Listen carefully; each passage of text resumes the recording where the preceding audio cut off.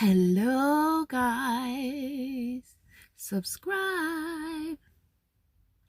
I know I've been MIA, missing in action, and I haven't been able to do the motivating thing.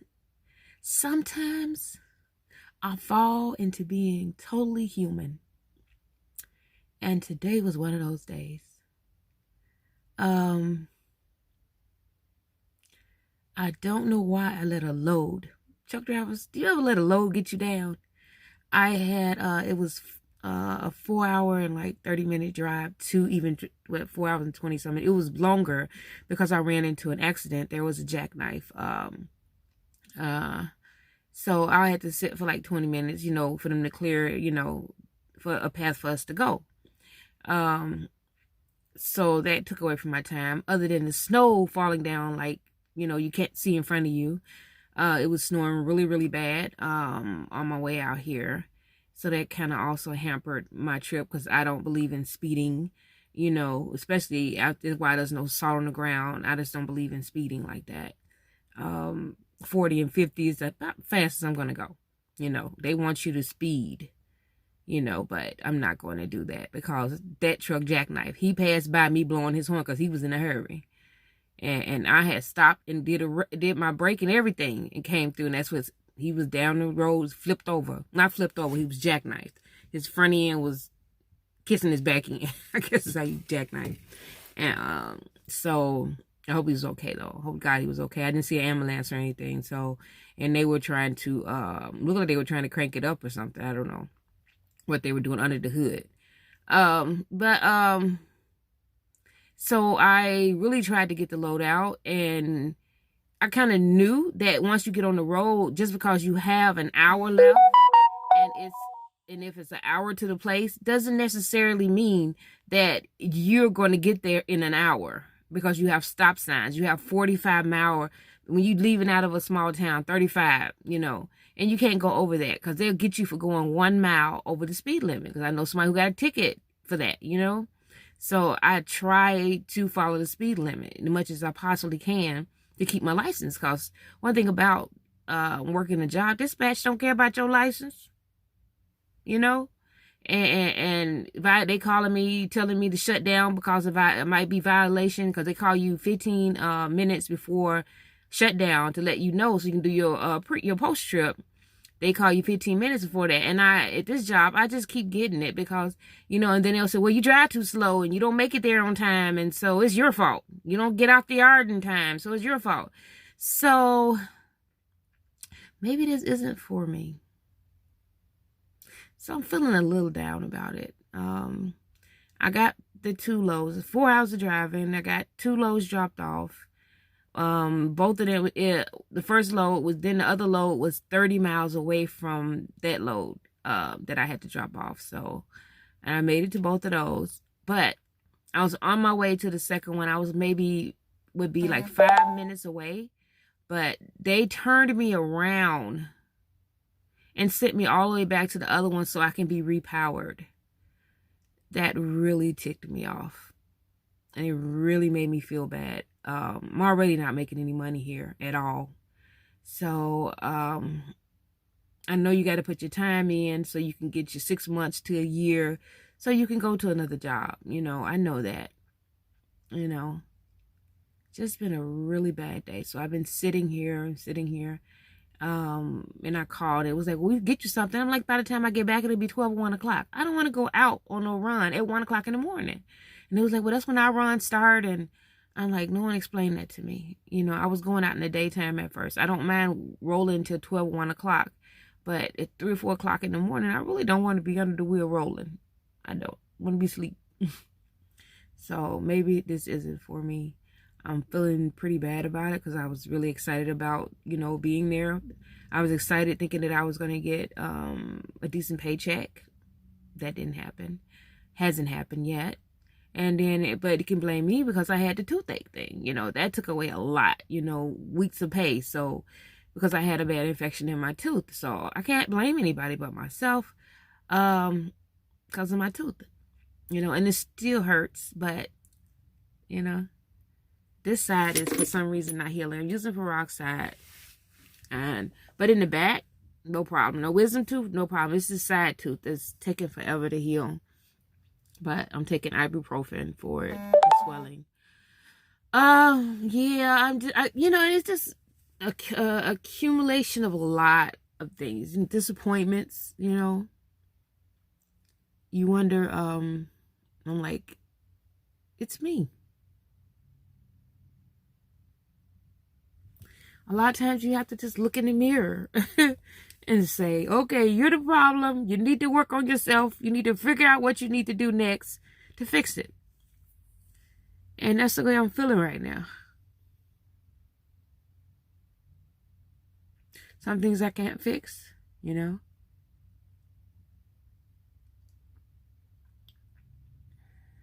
can't fix a lot of things. But the things that I can't fix, I need to work on that. And I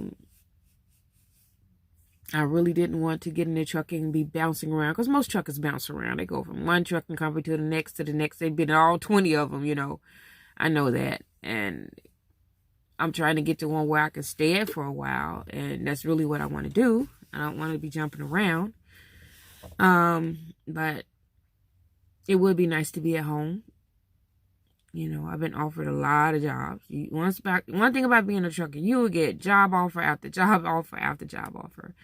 And I got one that is going to allow me to be at home either every day or every single weekend. So if they accept me, I think I'm going to take that, because I do need to be at home now. I need to get my mind back together, because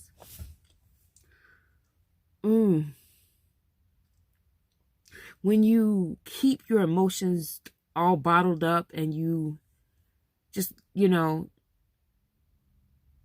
don't use them like I was doing for years, you can make it. But I allowed my emotions to get the best of me. And every day that I think that I'm getting better, I'm not.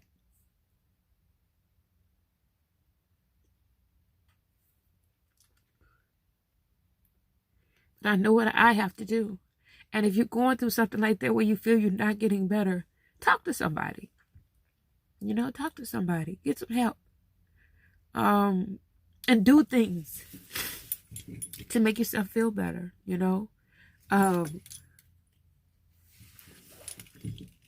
that's probably why I need to go home or work a job where I can at least be at home 2 days a week, so I can do my hobbies. Because, I can do some of them in my truck, but like working, what really makes me happy in the summertime, I like making fountains, but I like working with my concrete and building things and creating things and molding things. And I really enjoy that. It takes away from a lot of my loneliness or any thing that I'm feeling that's not good. So, today, for some reason, I could not get my internet to work. So I was like really frustrated. I was going to work on I'm trying to redo and revamp my YouTube channel. I can't probably do anything till Friday. I want to get started on my website. I make incense holders and different things. You'll see them in candle holders. And I do a lot of sculpting, and that's what I really want to do. First, I'm going to put some of that on video so you guys can see me do it. I'm still learning though, but yeah, I like sculpting. And I need to do my hobbies. That's what I have. I don't party. I don't smoke. I don't drink. And I have no company at home. So I don't entertain. It's mostly just me. My boys are grown now, so they have their own lives. So it's just me. So when it's just me, I have to find something to keep me busy.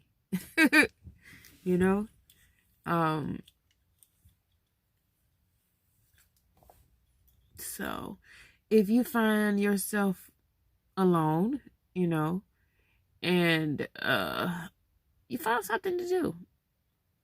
Even if it's just a YouTube channel like I'm doing right now.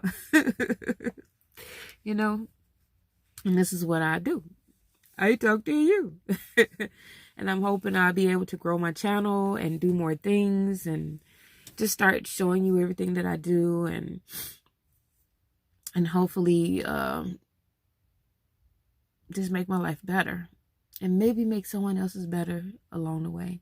And let people know that if you're human, you know, nobody's life is perfect. We all have terrible things happening sometimes.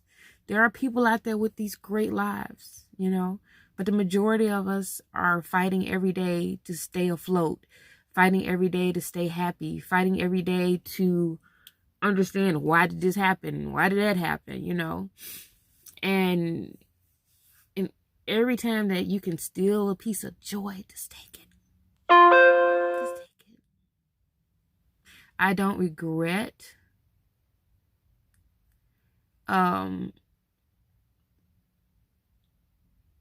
part of why I'm unhappy. I don't regret it because who gets a chance to actually see somebody and say that that is the man of my dreams, which really in my brain was the man of my dreams, who I actually seen before I ever saw him. And to even just get a chance to be in that dream for a minute is rare, you know, very rare. So I thank God for that.